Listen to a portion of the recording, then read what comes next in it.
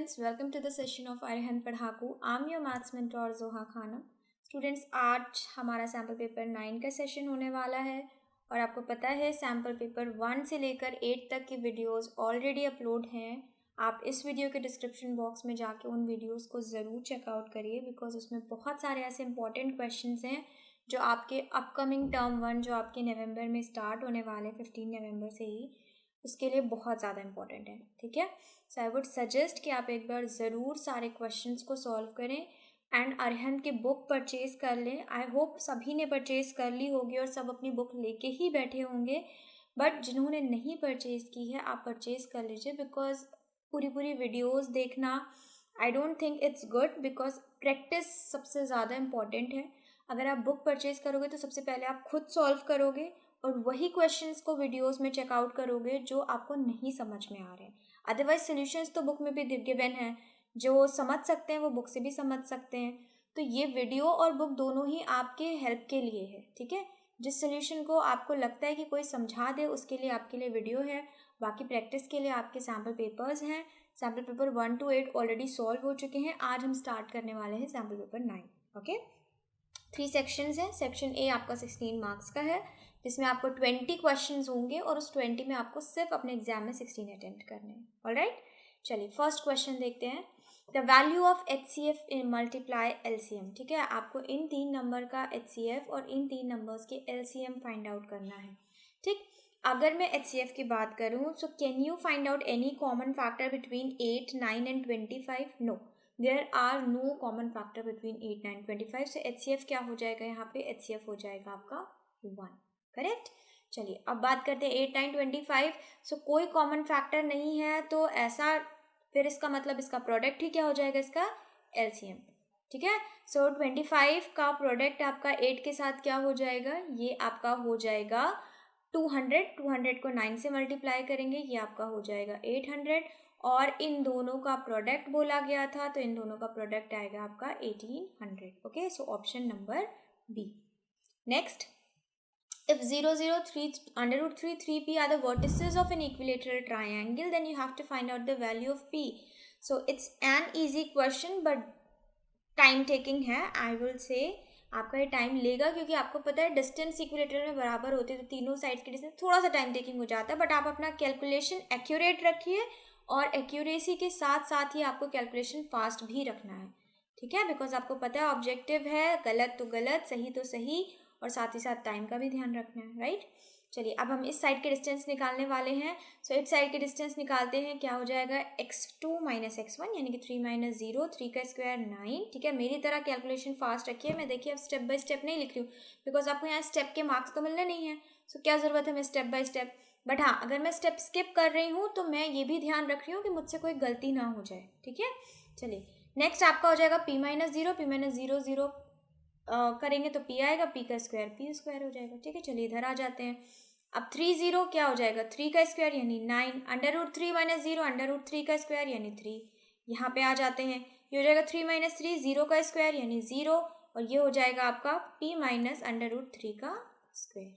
ठीक, चलिए आगे बढ़ते हैं. ये क्या हो जाएगा आपका? अंडर रूट 9 + 3 यानी कि अंडर रूट 12. अब आप देख रहे हो ये तीनों डिस्टेंस बराबर हैं. ठीक है, अगर ये तीनों डिस्टेंस बराबर हैं तो हमें क्या मिला? Under root 9 + p square equals to under root 12. ठीक है, तो यहाँ से आपको क्या मिला? 9 + p square equals to 12. Okay, तो यहाँ से p स्क्वायर आपको क्या मिला? और 3. सो p क्या मिल गया आपको? p मिल गया आपको under root within under root 3. ठीक है, अब ये प्लस माइनस होता है आपका अंडर रूट, आपको पता है. ठीक है, बिकॉज 2 वैल्यूज़ निकल के आती हैं. अब हमें सेलेक्ट करना है कि हमें पॉजिटिव लेना है या नेगेटिव, बिकॉज पॉजिटिव ले लेंगे तो देखिए यहाँ पे क्या हो जाएगा. Let me show you. अगर आप यहाँ पे पॉजिटिव ले लेते हो तो ये आपका क्या हो जाता है? अंडर रूट 3 हो जाता है. अब अंडर रूट 3 से अगर आप अंडर रूट 3 माइनस कर दोगे तो ये डिस्टेंस क्या हो जाएगी? 0 आ जाएगी. अब ये ट्राइंगल है, इसके 3 डायमेंशंस तो कंपलसरी है, 2 तो नहीं हो सकती. तो क्योंकि 0 आ जाएगी इसलिए यहाँ पे आप पॉजिटिव नहीं लेके आप कौन सा ऑप्शन सेलेक्ट करेंगे? Negative under root 3. Okay, next, if triangle ABC similar to DEF. Question बोल रहा है दोनों ट्राइंगल सिमिलर हैं और जो DE की डिस्टेंस है वो ट्वाइस ऑफ AB है और BC 8 सेंटीमीटर है. तो आप बताएं कि EF की लेंथ क्या होगी. ठीक है, चलिए सबसे पहले ट्रायंगल ड्रॉ करिए ताकि आपको ये समझ में आए कि आपको कौन सी करस्पॉन्डिंग साइड किसके साथ लेनी है। तो ये हो जाएगा ABC और ये हो जाएगा आपका DEF। ओके, अब करस्पॉन्डिंग साइड आपको समझ में आई गई होगी। तो AB को आप किसके साथ ले लेंगे, DE के साथ ले लेंगे, और किसका निकालना है, EF निकालना है, तो आप BC का ले लेंगे EF के साथ। ठीक, अब AB और DE के बीच में रिलेशन है कि जो DE है वो ट्वाइस ऑफ AB है। ठीक है, ये आपका, सॉरी जस्ट अ सेकेंड, ये आपका हो जाएगा AB। ओके, अब BC आपका 8 सेंटीमीटर है, AB से AB आपका कैंसिल आउट हो गया, EF आपको निकालना था, तो यहाँ से EF आपको क्या मिल गया स्टूडेंट्स, यहाँ से EF आपको मिल गया 16 centimetre. Correct, option number B। Next, if in a lottery there are 5 prize and 20 blanks, if the probability of then the probability of getting a prize, तो प्राइस की प्रोबेबिलिटी कितनी, 5 ही तो प्राइस है, 5 ही मिल सकते हैं, 5 में से कोई एक मिलेगा। सो फेवरेबल हो गया आपके पास 5, और टोटल नीचे हम टोटल लिखते हैं, तो 20 + 5 कितने हो गए, 25। सो प्रोबेबिलिटी क्या आ गई, 1/5, ऑप्शन नंबर C।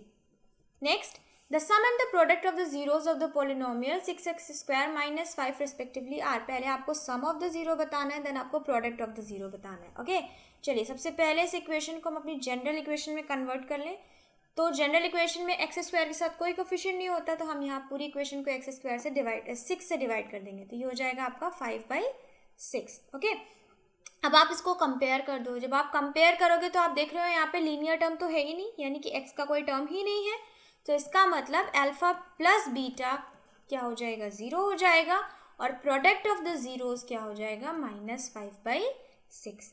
ओके, तो कौन सा ऑप्शन सही है, आपका ऑप्शन नंबर D सही है। Next question students, for the equation y = a + b by x where a and b are real numbers, if y = 1 then when x = -1, यानी कि जब x = -1 होता है तब y आपका 1 देता है।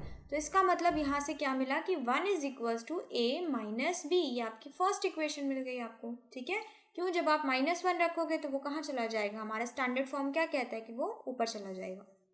देन आपका सेकेंड क्या बोल रहा है कि y 5 हो जाएगा अगर x - 5 हो, यानी कि a + b - 5। ठीक है, अब इसको थोड़ा सा असेंबल कर लेते हैं प्रॉपर वे में, तो 5 = a - b/5, और प्रॉपर असेंबल कर लें तो क्या हो जाएगा, 25 = 5a - b। ये आपकी क्या हो गई, सेकेंड इक्वेशन हो गई। ठीक है, अब क्वेश्चन आपसे पूछ रहा है a + b, तो इसके लिए तो हमें पहले a पता होना चाहिए और b पता होना चाहिए, देन हम उनको ऐड कर पाएंगे। ठीक है, तो आपके पास दो इक्वेशंस हैं। पहली क्या है कि यहाँ से a आप यहाँ से एक इक्वेशन बना लो क्या, कि a = 1 + b, देन इस फर्स्ट इक्वेशन को हम उठा के यहाँ पे क्या कर देंगे, पुट कर देंगे। चलिए जब पुट करेंगे तो क्या होगा, 25 = 5 within bracket 1 + b - b। Correct, next 25 = 5 + 5b - b, यहाँ से आपको क्या मिला, 20 = 4b, यहाँ से b क्या मिल गया आपको, 5। अब b आपको मिल गया, यहाँ पे क्या हमें मिल गया, a = 5। ठीक है, a मिल गया, b मिल गया, क्या कर देंगे, ऐड कर देंगे, 5 + 5 क्या आंसर आया, ऑप्शन नंबर D, यानी कि 10।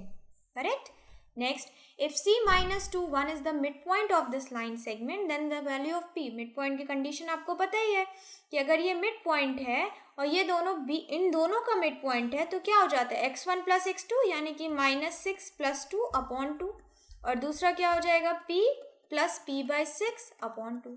करेक्ट ना, इक्वेट कर दीजिए आप दोनों को। ठीक है, यहाँ देखिए करेंगे तो ये तो -2 सेम ही आएगा, y के कोऑर्डिनेट्स इक्वेट कर देते हो, हमें मिला 2p + 6/2। ठीक है, अब यहाँ से आपको क्या मिल गया, 1 = 2 p + 3/2। ठीक, 2 से 2 कैंसिल आउट हो गया, तो p की वैल्यू क्या आ गई, 1 - 3, यानी कि -2, option number B। Next question student, in the criteria by which the following triangles are similar, आपको बताना है कौन सी क्राइटेरिया से दोनों ट्रायंगल सिमिलर है। तो देखिए एंगल तो बराबर है, ठीक है, और कोई एंगल हमें पता नहीं है, तो इसका मतलब एक तो एंगल आना है और दो आपकी साइड्स दिख रही हैं, तो अगर साइड्स का रेशियो कांस्टेंट आ जाता है, सेम आ जाता है, तो इसका मतलब साइड एंगल साइड लग जाएगा। चलिए यहाँ तो 3 5 लीस्ट है, यहाँ पे आप देखें ये क्या हो जाएगा, अगर पॉइंट और पॉइंट को हम इग्नोर कर दें तो ये हो जाएगा आपका 5 से डिविजिबल है, 45/75, ऐसे देखिए तो ये हो जाएगा 9, ये हो जाएगा 15 और डिविजिबल है किससे 3 से 3/5 यानी ये भी 3/5 रेशियो आएगा ये भी. इसका मतलब by side angle side the two triangles are similar. Next, if LCM of AB 53, HCF of AB is 12, then the product of AB, आपको पता ही है LCM और HCF का प्रोडक्ट ही तो नंबर्स के प्रोडक्ट के बराबर होता है. तो यहाँ पे आपका क्या हो जाएगा 12 × 53 is equals to product of number multiply कर लीजिए 36, आपका 3 कैरी हो जाएगा. ठीक है, 12 5 60 63 यानी कि 636 option number E. Next, probability of an event is this, then what is probability of not having that event? तो not having that event की probability आपको पता है कैसे निकालते हैं 1 से subtract करके यानी कि 0.25 ऑप्शन नंबर B.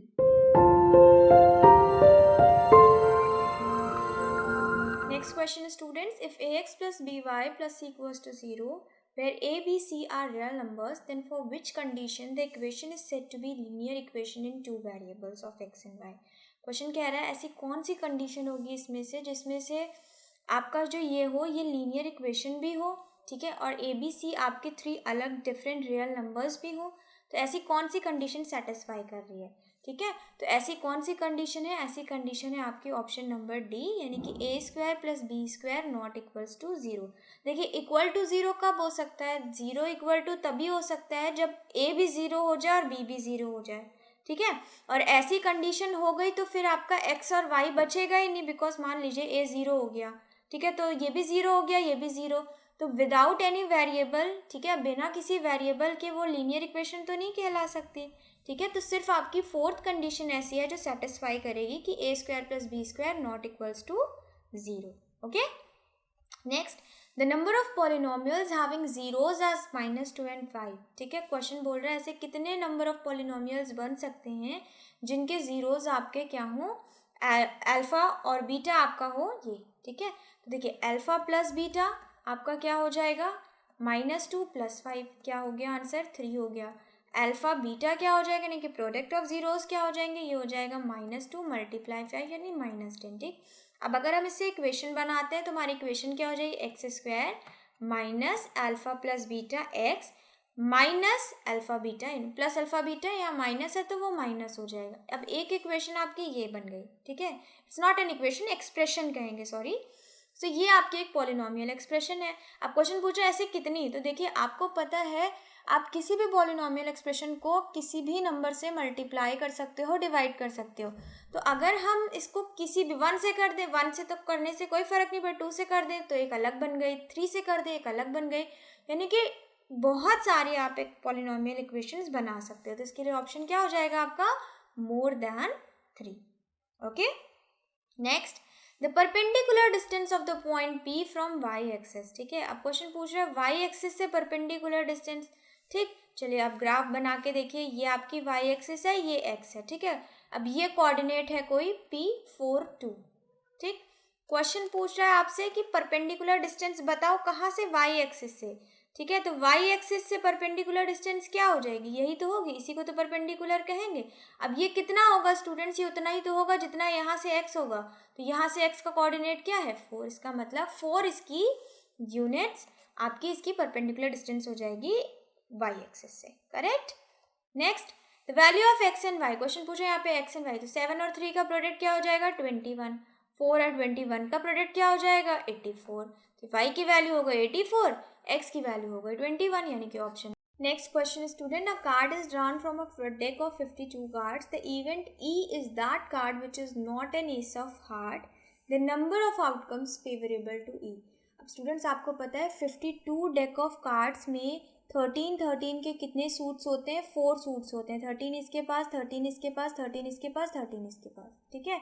अब अगर हम मान लें कि ये वाले सूट का नाम हार्ट है तो आपको इसमें से एस नहीं लेना, ठीक. ये क्वेश्चन कह रहा है. अब हर सूट में एक एक एस होता है, ठीक. अगर हम इस वाले एस को नहीं ले सकते हैं तो टोटल हमारे पास कितने कार्ड्स बचते हैं, तो कोई भी एक कार्ड ले सकते हो ना, हार्ट का खाली एक एस नहीं लेना, बाकी तो आप कोई भी कार्ड ले सकते हो. तो टोटल 52 होते हैं, एक कार्ड नहीं ले सकते, क्या कितने फेवरेबल आउटकम्स हो गए 51. ओके. अब इसमें प्रोबेबिलिटी पूछ नहीं रहा है, पूछता तो क्या हो जाते 51/52, correct. Next, graphically ax + by + c = 0 represents a line every solution of the equation is a point. ठीक है, क्वेश्चन बोल रहा है कि ये आपकी एक लाइन को रिप्रेजेंट करता है, तो जो सोल्यूशंस होंगे इस इक्वेशन के वो क्या होंगे? Is a point on the line representing, is not on the line representing it, is on x axis, is on y axis. अब एक बात बताइए, अगर ये किसी इक्वेशन की ये किसी लाइन की इक्वेशन है, तो इस इक्वेशन के जितने भी सोल्यूशंस होंगे वो कहाँ होंगे? उसी लाइन पे ही तो होंगे, लाइन से हटके तो हो नहीं सकते। आपने ये पढ़ रखा है कि अगर हमें कोई कोऑर्डिनेट दिया है और बता दिया जाता है कि ये पॉइंट इस लाइन पे लाई करता है, ओके, तो आप क्या करते हो? उस कोऑर्डिनेट के एक्स वाई को उस लाइन के एक्स वाई की जगह रख देते हो और आंसर सेटिस्फाई करा देते हो। तो इसका मतलब जितने भी सोल्यूशंस होते हैं किसी पर्टिकुलर लाइन के, वो उस लाइन की इक्वेशन पे ही लाई करते हैं। तो इसका कौन सा पॉइंट सही होगा? खाली first, on the line representing it, यानी कि जो लाइन उस ग्राफ को रिप्रेजेंट कर रही है उसकी सारी सोल्यूशन वो लाइन ही होती है। Okay, next, for any two similar triangle which of this following statements are valid, इनमें से कौन सा वैलिड स्टेटमेंट है? Their sides are proportional, their sides are equal. देखिए, सिमिलैरिटी में इक्वल सिर्फ एंगल होता है, साइड्स कभी ज़रूरी नहीं है इक्वल हो, ठीक है, हो भी सकते हैं, नहीं। Okay, so third is their sides are parallel, none of these. तो कौन से दो सिमिलर ट्रायंगल्स में कि देयर साइड्स आर प्रोपोर्शनल? ठीक है, बेसिक प्रोपोर्शनैलिटी थ्योरम इसी पे बेस्ड है आपकी। तो साइड्स के रेशियो क्या होने चाहिए? प्रोपोर्शनल होने चाहिए। Next, alpha and 1 alpha are the zeros of this polynomial in the value of C. ठीक है, अब आप अगर स्टैंडर्ड इक्वेशन में इसको कन्वर्ट करो तो ये हो जाएगा X square plus B by A X plus C by A. अब आपको पता है प्रोडक्ट ऑफ द जीरोज क्या हो जाता है? सी बाई ए हो जाता है। अब प्रोडक्ट ऑफ द जीरोज की बात करें तो एक है अल्फा, एक है 1 अल्फा, तो सी बाई ए। ठीक है, ये अल्फा अल्फा से कट गया, क्या मिला आपको? सी इज इक्वल्स टू मिल गया A. So option number the number 13/3125 of decimal expansion. इसका डेसिमल एक्सपेंशन कैसा होगा? तो आपको पता है इसके लिए हमें डिनोमिनेटर का क्या करना होता है? हमें डिनोमिनेटर का प्राइम फैक्टराइजेशन करना होता है। और अगर हम देखें तो ये है आपका 5 to the power 5 का 5 to the power 5 का मल्टीपल। ठीक है, सो 5 को आप 5 टाइम्स मल्टीप्लाई करेंगे, आपको ये आंसर मिलेगा। ठीक, आप देखिए, आपको पता है कि अगर डिनोमिनेटर 2 और 5 की पावर में आ जाता है तो वो टर्मिनेटिंग होता है। तो इसका मतलब ये आपका कैसा डेसिमल एक्सपेंशन है? ये टर्मिनेटिंग डेसिमल एक्सपेंशन है। ठीक है, next, in the figure m is the mid point of the line LN। ठीक है, the x plus y equal to, आपको बताना है कि x प्लस वाई क्या होता है। पहले तो हमें कोऑर्डिनेट पता होना चाहिए x वाई, तभी तो प्लस करेंगे। चलिए, अब ये बोल दिया गया मिड पॉइंट है। मिड पॉइंट आप जानते हो क्या हो जाता है? 7 + 1/2 और ये हो जाएगा 3 + 4/2। करेक्ट, तो ये क्या निकल के आया? ये आपका आया 4 और दूसरा आपका हो जाएगा 3.5। ऐड कर दीजिए, ऐड कर देंगे, क्या आंसर आएगा? 7.5, option number A. Okay, so students, ये थे आपके 20 क्वेश्चन सेक्शन ए के। अब हम चलिए करते हैं सेक्शन बी, 16 मार्क्स का। इसमें भी आपको 20 में से कितने अटेम्प्ट करने होंगे? एग्जाम में 16 ही अटेम्प्ट करने होंगे। ठीक है, वो आप पे डिपेंड करता है आप कौन सा क्वेश्चन चूज करते हो। Next, if triangle ABC and triangle DEF are similar triangles, ये दोनों ट्रायंगल सिमिलर है, एंगल A इतना है, E इतना है, तब आप बताएं कि एंगल C कितना होगा। ठीक, अब आप देखो कि एंगल C यहीं से पता चल जाएगा, बिना फिगर ड्रॉ किए, कि C होगा F के इक्वल। ठीक है, तो क्या F दिया है आपको? नहीं दिया है। क्या दिया है आपको? A के बारे में दिया है। देखिए, A किसके बराबर होगा? D के बराबर। Angle A will be equal to angle D, यानी कि कितना? ये हो जाएगा आपका 57 डिग्री। ठीक, नेक्स्ट आपका B किसके बराबर हो जाएगा? E के बराबर। ठीक है, ये हो जाएगा 73 डिग्री। अब C आपका किसके बराबर हो जाएगा? F के बराबर, जो हमें फाइंड आउट करना है। अब आप जानते हो अगर हम ABC भी ले लें, ट्रायंगल ABC, तो किसी भी ट्रायंगल के तीनों एंगल का सम किसके बराबर होता है? 180 के बराबर। तो यहाँ से हम क्या मिल जाएगा? 180 डिग्री माइनस, ठीक है, ये आपका 57 डिग्री प्लस 73 डिग्री। ठीक है, ये कितना आएगा? 180 डिग्री माइनस कर दीजिए, ये आएगा आपका 130 आप सब्ट्रैक्ट करोगे तो क्या आया? 50 डिग्री, यानी कि option number A. Next, a quadratic polynomial whose zeros are this. आप पॉलिनोमियल की इक्वेशन बताइए। तो product of zeros, sum of zeros निकाल लीजिए। सम ऑफ जीरोज निकालेंगे -2 + 4, यानी कि 2 आंसर आएगा। प्रोडक्ट ऑफ जीरोज निकालेंगे, यानी कि -2 × 4, क्या आंसर आएगा? -8 आंसर आएगा।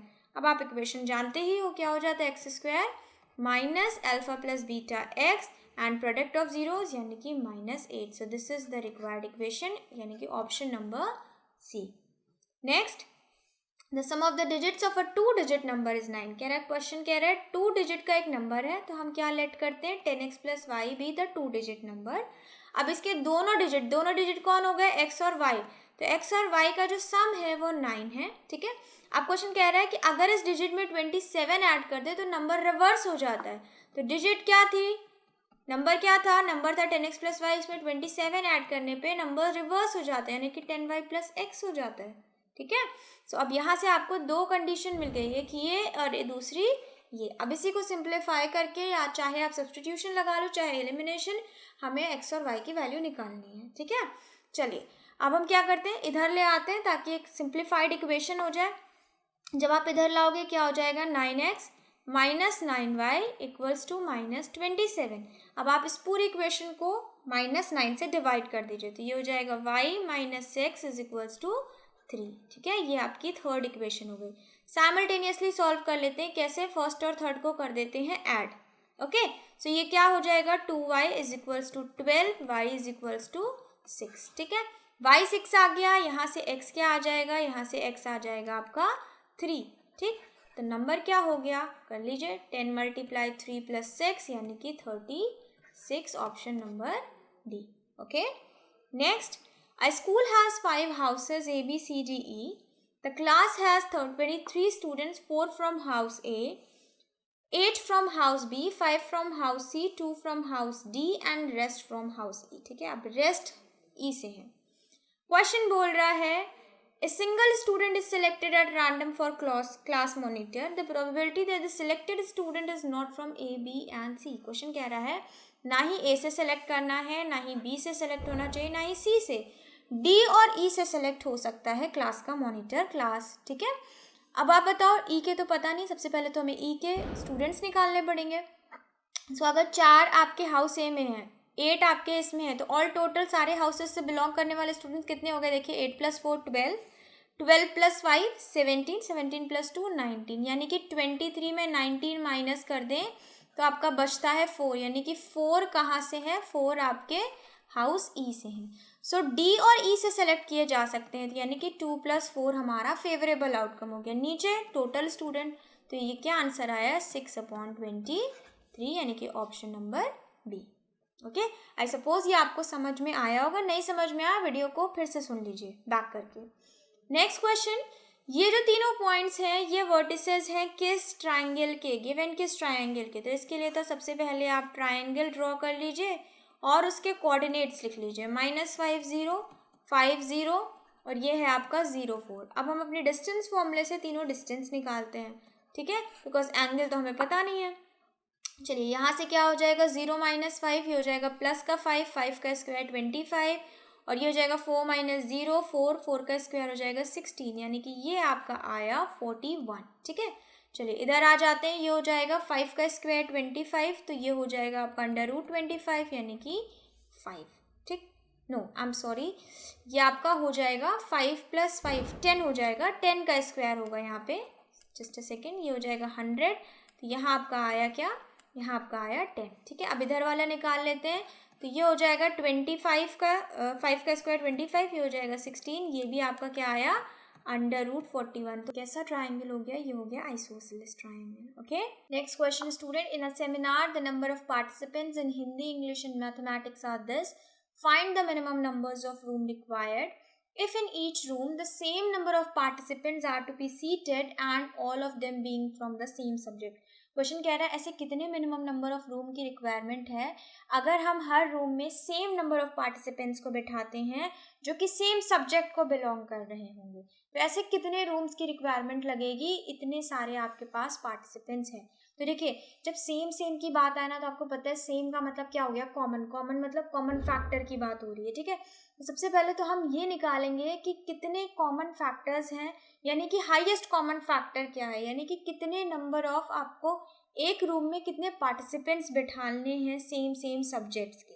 ओके. सो चलिए 60 और 84 और 108 का हम क्या निकाल लेते हैं हाईएस्ट कॉमन फैक्टर. 2 से डिविजिबल है 30, 42 और 54 टाइम्स. अगेन 2 से डिविजिबल है 15, 21, 27 times, just a second, 27 times. Then again ये आपका 3 से डिविजिबल है 5, 7 और 9 टाइम्स। अब कोई कॉमन फैक्टर नहीं है तो हाईएस्ट कॉमन फैक्टर आ गया 12, यानी कि हर रूम में हम 12 लोगों को बिठा सकते हैं। ठीक, अब आपके पास टोटल कितने लोग हैं बिठाने के लिए? तो टोटल आपके पास है 60 प्लस 84 प्लस 108। ठीक है, सो ये टोटल कितना हो जाएगा 12, ये हो जाएगा 9, 6, 15, यानी कि 252 कैंडिडेट्स हैं बिठाने के लिए। और हर रूम में आप 12 कैंडिडेट्स बिठा सकते हो। तो रूम्स कितने हो जाएंगे आप खुद ही बता सकते हैं। रूम्स हो जाएंगे आपके 252 से आप 12 को क्या कर दोगे, डिवाइड कर दोगे। ठीक है, चलिए, तो रूम्स हो गए 252 डिवाइडेड बाई 12, यानी कि 21 रूम्स की रिक्वायरमेंट होगी। Okay, so option number B. Next, ABC एक राइट एंगल ट्रायंगल है, ए पे राइट एंगल है। ठीक है, चलिए, ये एक राइट एंगल ट्रायंगल है, ए पे राइट एंगल है, तो ABC। देन आपको बताना है कि D जो है AD इज परपेंडिकुलर, यानी कि एक D है पॉइंट जो BC के परपेंडिकुलर है। ठीक, आपको बताना है BD और DC का रेशियो। ठीक, BD और DC का रेशियो। अब BD और DC का रेशियो किसके बराबर होता है स्टूडेंट्स? ये मैंने आपको सैम्पल पेपर में ही किसी क्वेश्चन में मैंने आपको बोला था कि इसका जो प्रूफ है ना वो थोड़ा सा लेंदी है। ठीक, और हमें प्रूफ करने की ज़रूरत नहीं है एग्जाम में, तो आप बस इसको याद रखो। क्या याद रखो?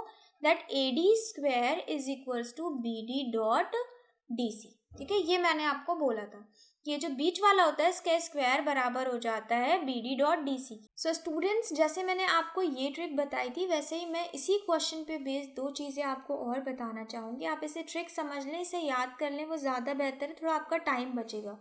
क्या कि जैसे आपका BD डॉट DC का स्क्वायर DC का मल्टीपल AD स्क्वायर के बराबर होता है, वैसे ही आपके AB स्क्वायर के लिए भी एक कंडीशन है। क्या?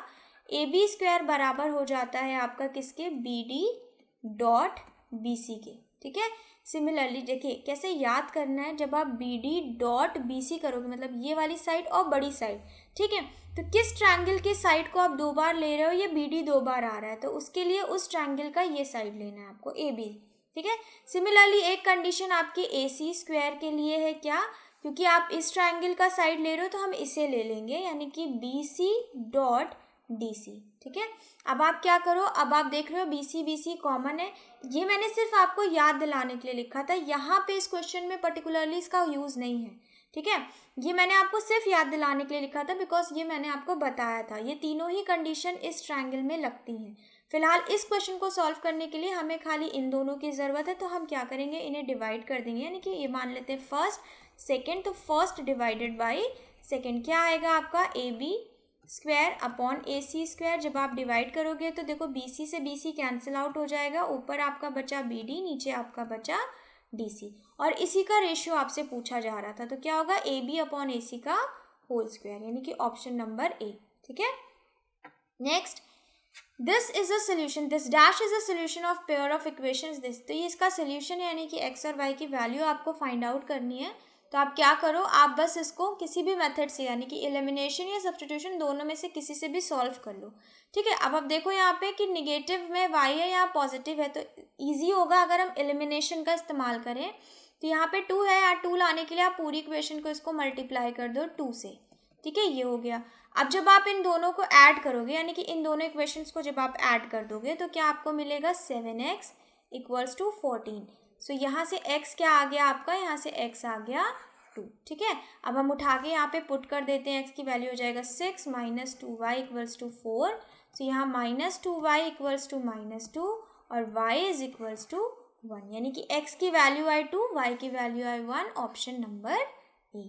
Next question, if 2 and 3 are zeros of polynomial of this, then the value of k and m are respectively। ठीक है, 2, 3 आपके जीरोज, यानी कि ये अल्फा है, ये बीटा है। ठीक, सो आप k और m की वैल्यू निकालो।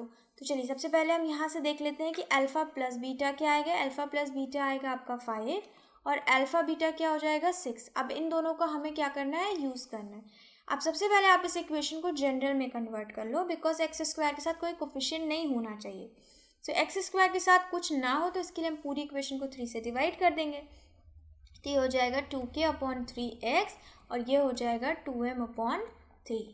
ठीक है, 3। ठीक, अब आप जनरल इक्वेशन से जब इसको कंपैरिजन करोगे तो जनरल इक्वेशन से कंपैरिजन करने पे आपको अल्फा प्लस बीटा क्या मिलेगा, आपको अल्फा प्लस बीटा मिलेगा 2k/3, not minus, because minus तो ऑलरेडी होता है उसमें। और प्रोडक्ट ऑफ द जीरोस क्या मिलेगा, 2m/3। ठीक, अब हम इन दोनों इक्वेशन का यहाँ पे इस्तेमाल करने वाले, अल्फा प्लस बीटा यानी कि ये हो गया 5 के बराबर। ठीक है, तो यहाँ से आपको k की वैल्यू क्या मिली, 15/2। ओके, फिर alpha beta is equals to 6, तो ये 6 के बराबर, तो यहाँ से आपको m की वैल्यू क्या मिल गई, यहाँ से m की वैल्यू मिल गई 9।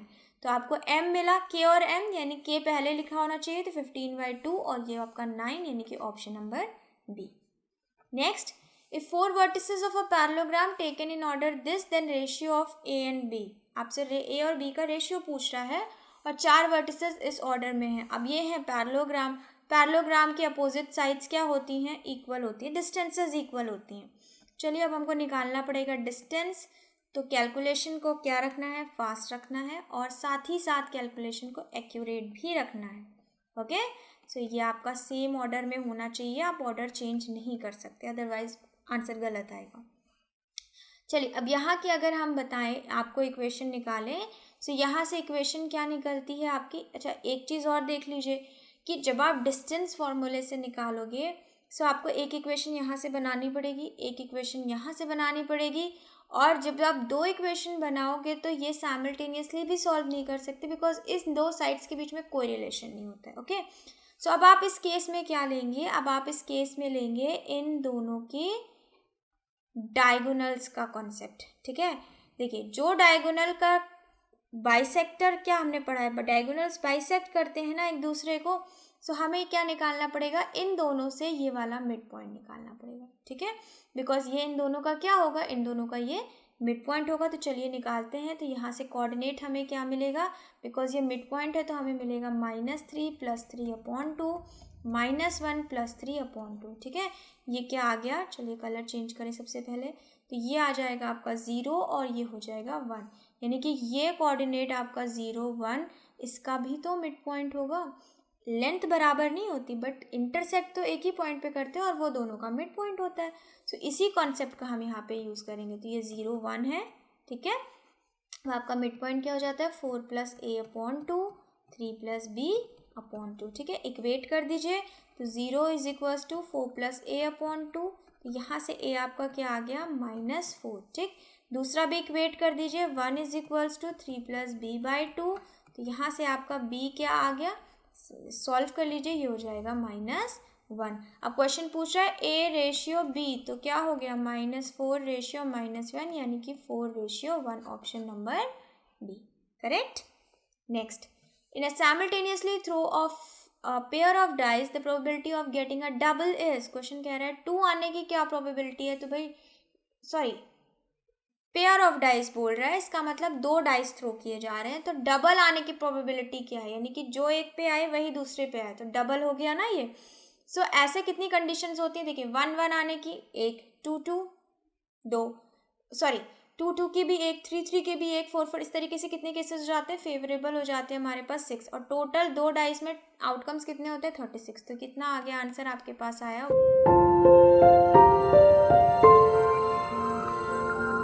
Next question, 2 alarm clocks ring their alarms at regular intervals of 50 seconds and 48 seconds. If they first beep together at 12 noon, at what time will they beep again for the first time? आपको पता है इस question के बारे में बहुत बार बता चुकी हूँ, जब भी पूछा जाए दोबारा कब होगा, सीधे सीधे एलसीएम निकाल लीजिए, कोई टाइम वेस्ट नहीं करना है।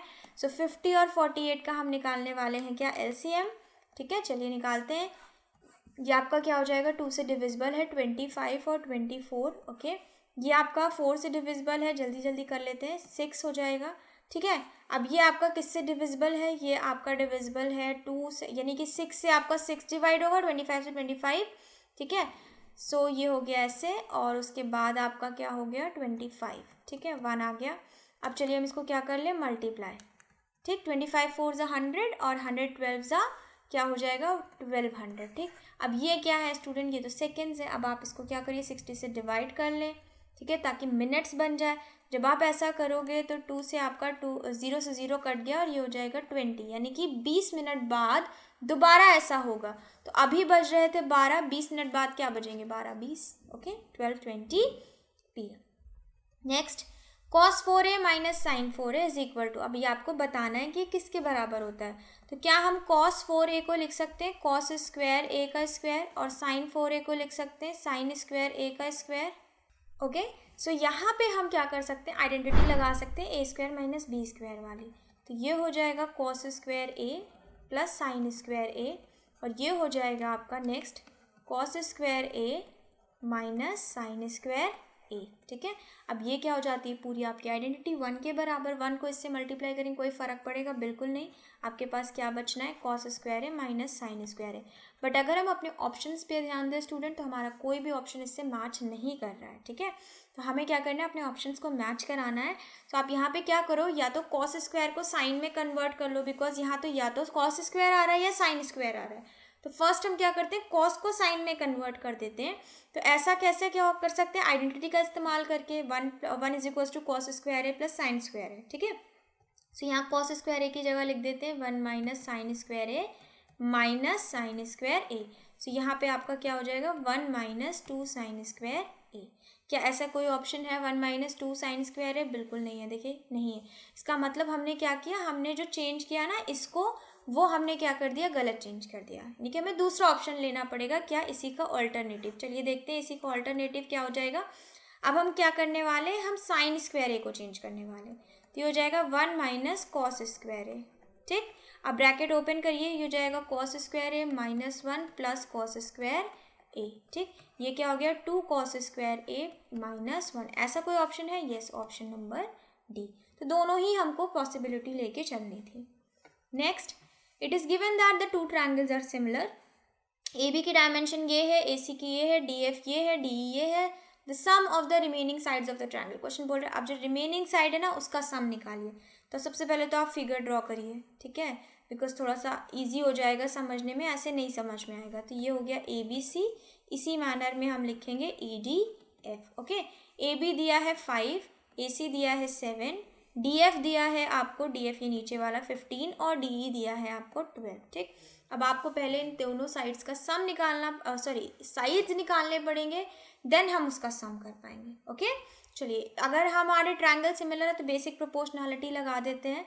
तो ये हो जाएगा 5/7 is equals to 12/EF। Correct, so यहाँ से आपका EF क्या आ गया, फाइंड आउट करिए।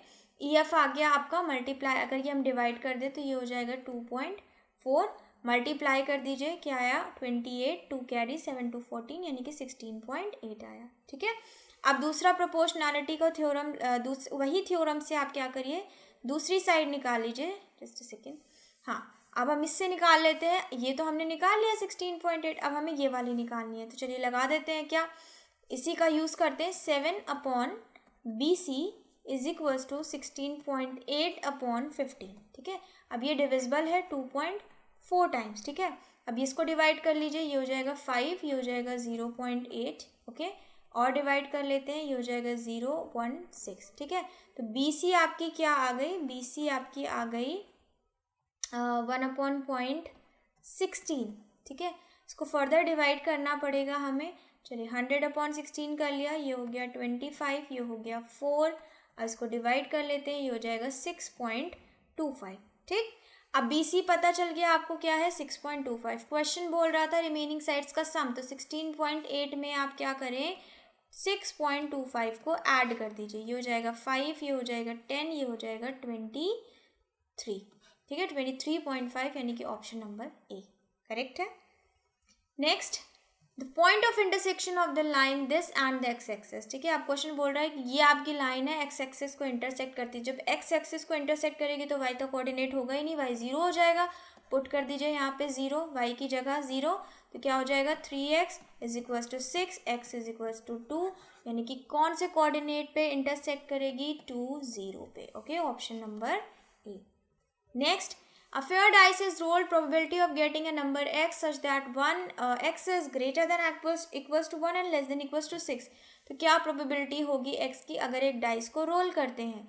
ठीक है, एक्स आपका 6 से छोटा होना चाहिए या 6 होना चाहिए, एक्स आपका 1 से बड़ा होना चाहिए या 1 होना चाहिए। अच्छा बताइए, ऐसा अगर हो सकता है तो 1 भी आ सकता है, 2 भी आ सकता है, 3 भी आ सकता है, 4 आ सकता है, 5 आ सकता है, 6, यानी कि 6 के 6 नंबर आ सकते हैं। तो 6/6 ही तो प्रोबेबिलिटी हो गई, यानी कि आंसर क्या आएगा 1, option number D. Okay, next question 37, a point if the points A B are equidistance from y axis the coordinates of that point. ठीक है, क्वेश्चन बोल रहा है ये वाई एक्सिस है आपकी। ओके, दो पॉइंट्स हैं जो कि क्या है, इक्विडिस्टेंट है। ठीक है, यानी कि ए पॉइंट इधर है -2, 5, बी पॉइंट इधर है 4, 3, और ये वाई एक्सिस से बराबर की दूरी पर है। ओके, ए और बी बराबर की दूरी पर है। तो आप ये बताएं, ये जो पॉइंट है जो बराबर की दूरी पे है, इसका कोऑर्डिनेट क्या है। देखिए वाई एक्सिस को इंटरसेक्ट कर रही है तो एक्स तो नहीं होगा, खाली वाई ही होगा, है ना। हमें ये पता चल गया कि ये पॉइंट बीच में है। ठीक, सो इंटरसेक्ट कर रही है, इक्वी डिस्टेंस है, तो इसका मतलब जो D1 होगा, यानी कि ये इधर वाला D1 और ये इधर वाला D2, ये D1 D2 क्या हो जाएंगे, बराबर हो जाएंगे। बस हमें इसी कॉन्सेप्ट का यूज़ करना है। ठीक, that D1 is equals to D2।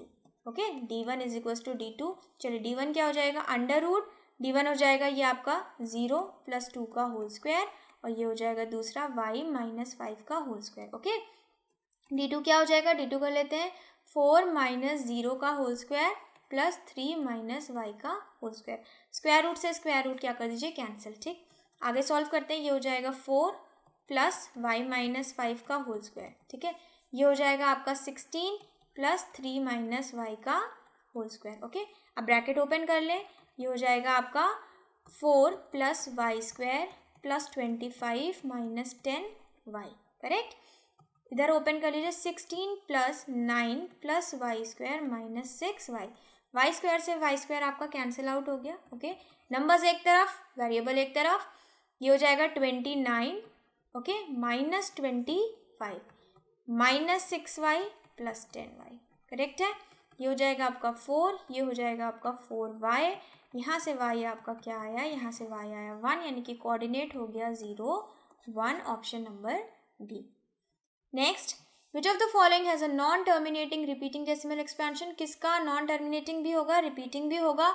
So non terminating की कंडीशन क्या होती है कि कोई भी नंबर आ जाए 2 और 5 के अलावा। ठीक है, इसमें आएगा 2 और 5 के अलावा, नो। इसमें आएगा 2 और 5 के अलावा, इसमें भी नहीं आएगा। अगर हम इसकी बात करें तो इसमें भी आपका क्या होगा, 2 और 5 के अलावा कोई नंबर नहीं आएगा, तो ये ऑप्शन आपके क्या होगा, गलत। यही ऑप्शन आपका सही होगा, बिकॉज इसके डिनोमिनेटर में 7 की पावर आएगी, जो 2 और 5 का नहीं है। Okay, so option number D right है। Next, if one of the zeros of the quadratic polynomial is -3 then the value of K. Question बोल रहा है अगर एक जीरो के जो वैल्यू है वो -3 है तो दूसरा नहीं के की वैल्यू निकाली। तो अगर एक भी दिया है तो यानी कि एक्स की जगह एक माइनस थी, यानी कि एक्स की वैल्यू दे दी गई आपको, ये वैल्यू पुट करने पे पूरी इक्वेशन 0 आंसर देगी, यही तो मतलब होता है। चलिए रख देते हैं, तो ये हो जाएगा k - 1 x² यानी -3 का होल स्क्वायर प्लस के एक्स की वैल्यू -3 + 1 इक्वल्स टू क्या, 0, बिकॉज हमने एक्स की जगह क्या रख दिया, -3 रख दिया।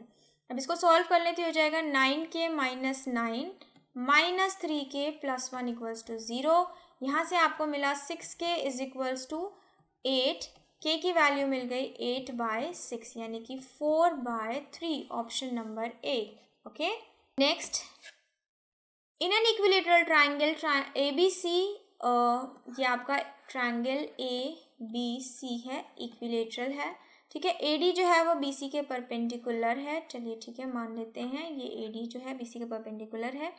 ओके, तो आपका क्या कंडीशन होगी, देखिए अब ये इक्विलेटरल ट्रायंगल है, AD अगर BC के परपेंडिकुलर है, इसका मतलब AD ही एल्टीट्यूड है, और आप जानते हो एल्टीट्यूड ही मीडियन होता है इक्विलेटरल के केस में। सो अगर ये साइड हम मान लेते हैं x है, ये भी x है, ये भी आपकी पूरी x है, तो इतना पोर्शन क्या हो गया x/2, इतना पोर्शन क्या हो गया x/2। ओके, सो स्टूडेंट्स हमें यहाँ से इतनी चीज़ें पता चल गई हैं। अब हम क्या करेंगे, देखिए 90 डिग्री है तो इसका मतलब ये दोनों ही आपके राइट एंगल ट्रायंगल बन रहे हैं। ठीक है, हम इसमें से एक ट्रायंगल उठा लेते हैं, कौन सा, ट्रायंगल ABD। ओके, हमने कौन सा ट्रायंगल उठाया, हमने ये वाले ट्रायंगल की बात करी है।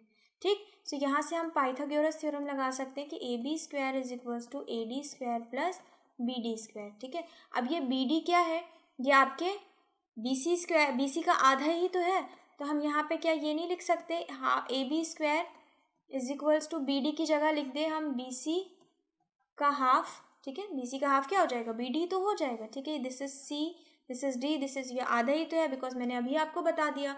ओके अब ये बी सी जो है ये क्या ए बी के बराबर नहीं है, बिकॉज ए इक्विलेटरल ट्रायंगल है, तो A B is equals to B C is equals to A C, ये तीनों आपस में बराबर है. तो अब हम यहाँ पे बी सी स्क्वायर को रिप्लेस कर देंगे किससे, ए बी स्क्वायर से. तो this is A B upon 2 का होल स्क्वायर. ओके अब हम इसको फर्दर सॉल्व करेंगे. क्या हो जाएगा, A B square minus A B square by 4 is equals to A D square. Okay further solve करेंगे, ये हो जाएगा 3ab square upon 4 is equals to A D square. ठीक है, क्वेश्चन ने आपसे क्या दिया हुआ है, क्वेश्चन को थोड़ा बिकॉज ऑप्शंस के लिए हमें थोड़ा और सिंप्लीफाई करना पड़ेगा. तो 3ab square equals to 4ad square. कौन सा ऑप्शन सही आ रहा है, ऑप्शन नंबर सी सही आ रहा है. ओके सो दिस वाज, ये अच्छा क्वेश्चन था, बस मैंने आपको थोड़ा सा ईजी कर दिया. अगर आप सोल्यूशन बुक में देखोगे ना, अरिहंत सैम्पल पेपर जिनके पास है, बुक है, वो देखेंगे तो उन्हें लगेगा अरे बहुत बड़ा सोल्यूशन है. तो बिल्कुल भी बड़ा सोल्यूशन नहीं है. मैंने आपको बहुत इजी वे में बता दिया कि देखिए आपका इक्विलेटरल ट्रायंगल में मीडियन ही एल्टीट्यूड होता है. तो अगर ये साफ साफ कह रहा है 90 डिग्री, इसका मतलब ये एल्टीट्यूड है. तो हमें वो जो प्रूफ करने वाला कॉन्सेप्ट था ना, उसको नहीं करना है. क्यों नहीं करना है, बिकॉज हमें क्वेश्चन एग्जाम में ऑब्जेक्टिव है, हमें कहीं नहीं देखा जाएगा कि हम किस मेथड का इस्तेमाल करके क्वेश्चन को सॉल्व कर रहे हैं. ओके सो बस थोड़ा सा कॉन्सेप्ट याद रखिए, ये आपका 7th क्लास का या 8th क्लास का कॉन्सेप्ट है कि एल्टीट्यूड ही मीडियन होता है. उसका हमने इस्तेमाल करके बहुत ईजी वे में क्वेश्चन सॉल्व कर लिया. ओके अब चलिए हम चलते हैं सेक्शन सी की तरफ. सेक्शन सी है आपका केस स्टडी बेस्ड, इसमें आपको 10 में से 8 ही क्वेश्चंस करने होंगे एग्जाम में. Okay so first case study.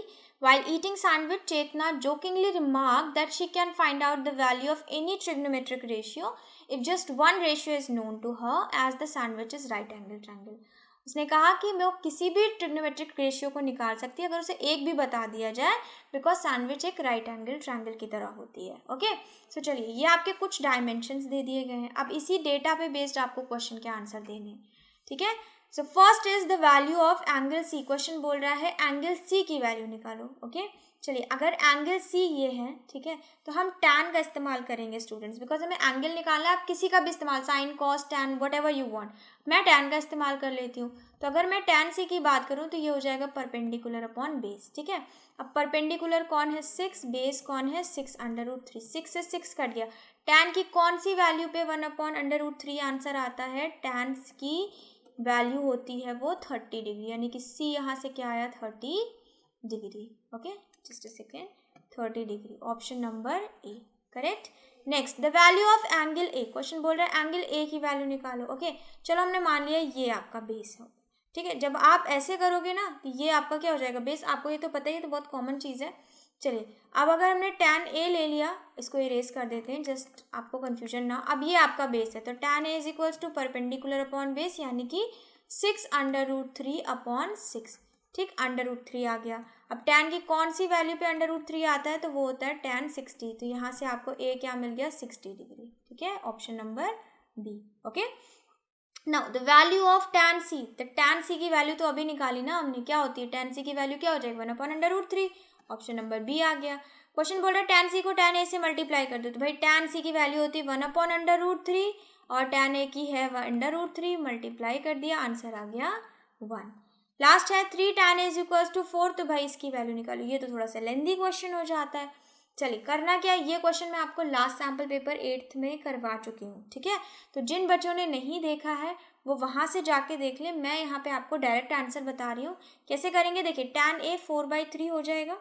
ठीक है, अब दूसरा तरीका, एक और तरीका है, क्या करो आप पूरे को cos ए से डिवाइड कर दो.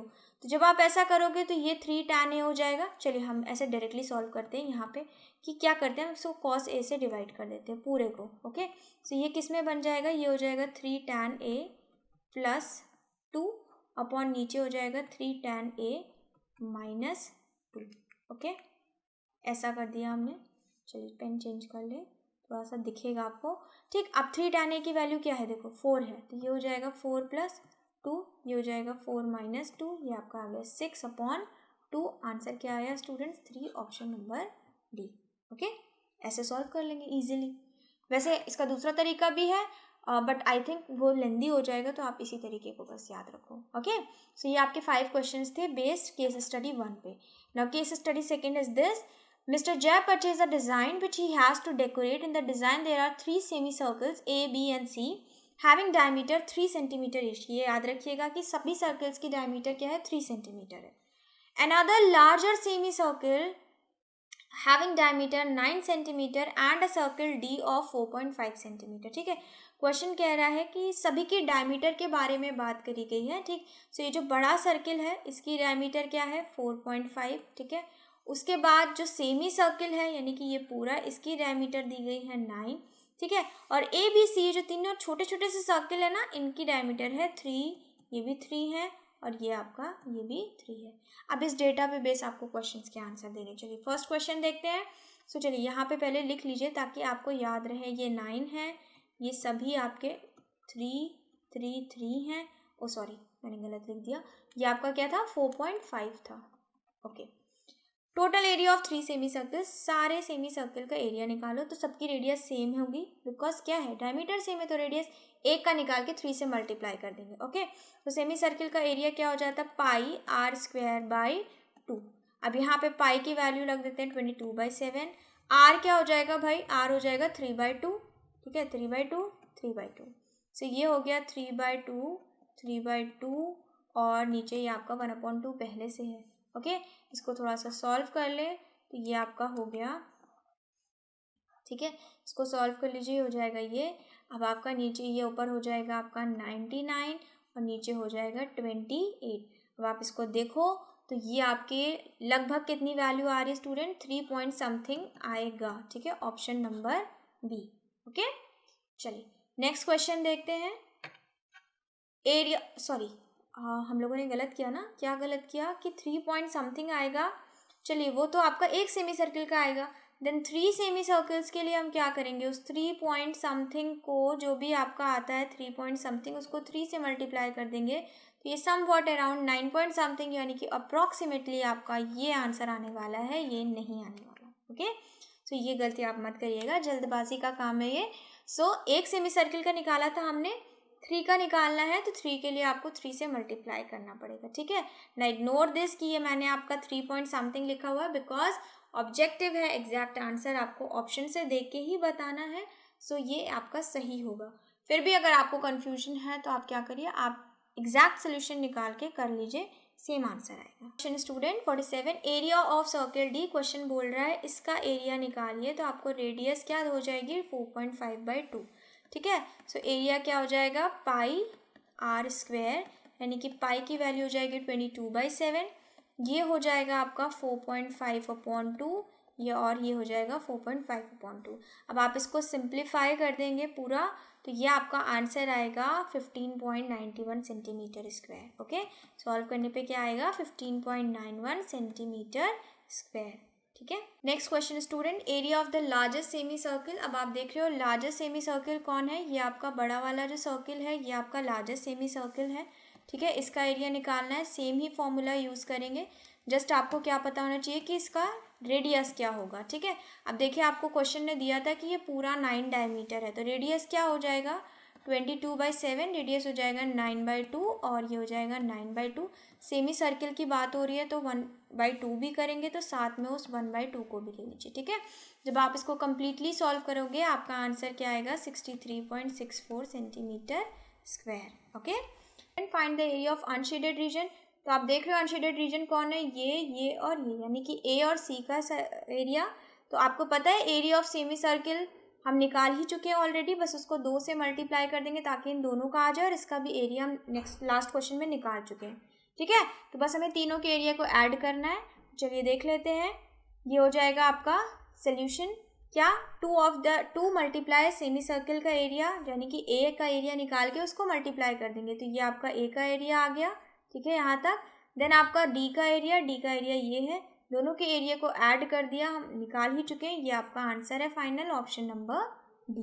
Okay, now last, find the area of shaded region. अब शेडेड रीजन के लिए आपको पता ही है कि जो आपने 49 क्वेश्चन में निकाला है उसको आपको पूरे सेमी सर्कल के एरिया से सब्ट्रैक्ट कर देना है और साथ ही में बी वाले एरिया को भी ऐड कर देना है, बिकॉज ये भी शेडेड है. ठीक है, चलिए इसका सोल्यूशन देख लीजिए. तो हमने क्या किया, area of region E plus area of region B. ठीक है, इनके एरिया को क्या कर दिया, ऐड कर दिया, माइनस क्या कर दिया, ई देखिए ये पूरा वाला है, माइनस कर दिया ए डी और सी के रीजन को, ठीक है। सो ये पूरा आपका सोल्यूशन है, ठीक। आप इसको यहाँ से देखोगे ना बड़ा कंफ्यूजन लगेगा, आप क्या करो इसको खुद से सॉल्व करो, ठीक है। इन तीनों के एरिया लास्ट के क्वेश्चन पे हम निकाल ही चुके हैं, सेमी सर्किल का भी निकाल चुके हैं, उसके एरिया से इन तीनों को सब्ट्रैक्ट कर दो और बी वाले को जोड़ दो, आपका वही आंसर आएगा, ठीक है। सो ये थे स्टूडेंट्स हमारे 50 क्वेश्चन सैम्पल पेपर 9 के।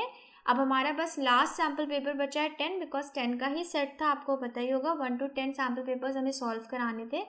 जिन भी स्टूडेंट्स ने आपने पुराने सैम्पल पेपर्स की वीडियोस नहीं देखी है ना, पहले जाके उनको देख लीजिए, बिकॉज आपके पास टाइम बहुत कम है ना। आपको पता ही है 15 से आपका स्टार्ट होने वाला है CBSE का टर्म 1 का आपका बोर्ड पेपर है। सो आपके लिए नया भी है, ठीक है। तो आप ज़्यादा से ज़्यादा प्रैक्टिस करिए। नहीं देखा अगर आपको लगता है आपके पास टाइम नहीं है, बिकॉज बहुत सारे सब्जेक्ट्स होंगे, ऑब्वियस सी बात है आपके पास सारे सब्जेक्ट पढ़ने को, खाली मैथ्स नहीं है। तो if you think that you don't have time, just by the book, because आप बुक देख लोगे, आप सिर्फ वो क्वेश्चंस देख लेना बुक में जो आपको लगता है डिफ़िकल्ट है। अगर आपको कोई चीज़ डिफ़िकल्ट लगती है तो आप उसको आके उसकी वीडियो देख लो, ठीक है। सो ये आपका टाइम सेव करेगा, आपको ज़्यादा नोट्स नहीं बनाने पड़ेंगे अगर आपके पास बुक अवेलेबल होगी। सो चलिए मिलते हैं लास्ट वीडियो में, that is of sample paper 10 for today. Thank you and have a nice day.